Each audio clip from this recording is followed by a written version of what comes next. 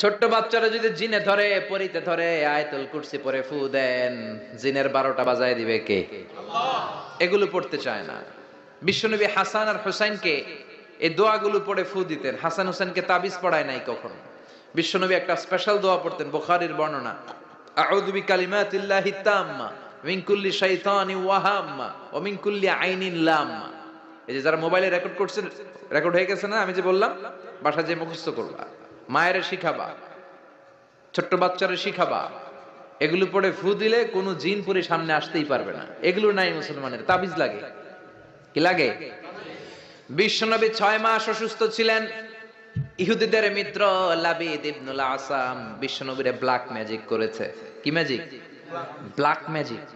এই ব্ল্যাক ম্যাজিকের চোটে বিশ্বনবী দাঁড়াতেও পারতেন না, মাথার ব্যথায় বেহুশ হয়ে যেতেন, বিবিদের সাথে ফিজিক্যালি মিট করতে পারতেন না, সেক্সুয়াল এন্টারটেইনমেন্ট করতে পারতেন না, ইন্টারকোর্স করতে পারতেন না। এত দুর্বল ছিলেন বিশ্বনবী। বিবিদের ঘরে যাইতেন কিন্তু মেলামেশা করতে পারতেন না, এত দুর্বল। যেই নবীর এক হাতের মধ্যে জান্নাতি 40 জনের শক্তি দিয়েছে কে? ওই নবী ব্ল্যাক ম্যাজিকের পাওয়ারে দুর্বল হয়ে যায়। তারপরেও বিশ্বনবী একদিনও তাবিজ পড়েন নাই। পড়ছে? বিশ্বনবী 4 মাস, কোন বর্ণনায় 6 মাস, লাবিদ ইবনুল আসাম ইহুদি মিত্র এই বেয়াদবটার ব্ল্যাক ম্যাজিকের কারণে অসুস্থ ছিলেন। 6 মাস পরে সাইয়েদনা জিব্রাইল আসলেন, বললেন, ও নবী, 2টা সূরা আল্লাহ নাজিল করেছে, একটার নাম ফালাক আর একটার নাম নাস।